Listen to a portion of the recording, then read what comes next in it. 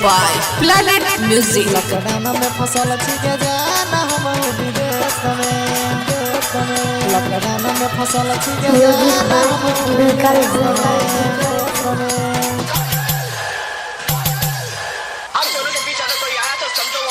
Lockdown में फसल छिके जान, लॉकडाउन में फसल छिके जान हम विदेश में, लॉकडाउन में फसल छिके जान हम विदेश में।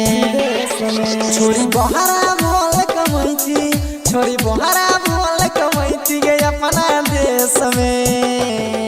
लॉकडाउन में फसल छिके जान हम विदेश में, लॉकडाउन में फसल छिके जान हम विदेश में।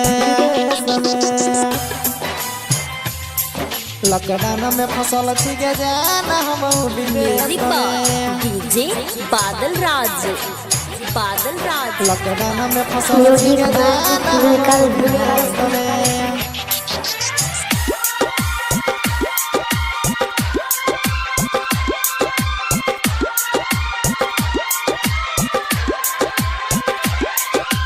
आबत नइखे निंदिया हमारा सोची सोची रात, खैले नइखी खाना हम हूँ 2 दिन से गे भात, 2 दिन से गे भात। आबत नइखे निंदिया हमारा 2 दिन से गे रात, खैले नइखी खाना हम हूँ 2 दिन से गे भात। रही घूमत हरदम हम हूँ पगल के भेष में। लॉकडाउन में फसल छिके जाना हम विदेश में, लॉकडाउन में फसल छिके जाना हम विदेश में।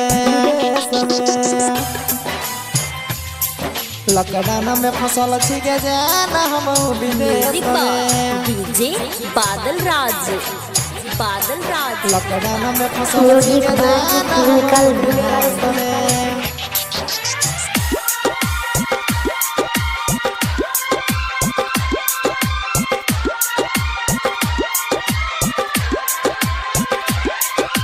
लकी राम कुमार के जन लागे नहीं बाची, 2 दिन से हो धोले बाटे सर्दी हमारा खांसी, सर्दी हमारा खांसी। लकी राम कुमार के जन लागे नहीं बाची, 2 दिन से हो धोले बाटे हमारा सर्दी खांसी। लिखी दिल के हमतिया बताबै छी ये समय समय। लॉकडाउन में फसल छिके जाना हम विदेश में, लॉकडाउन में फसल छिके जाना हम विदेश में। Mix by planet studio Janakpur Dham.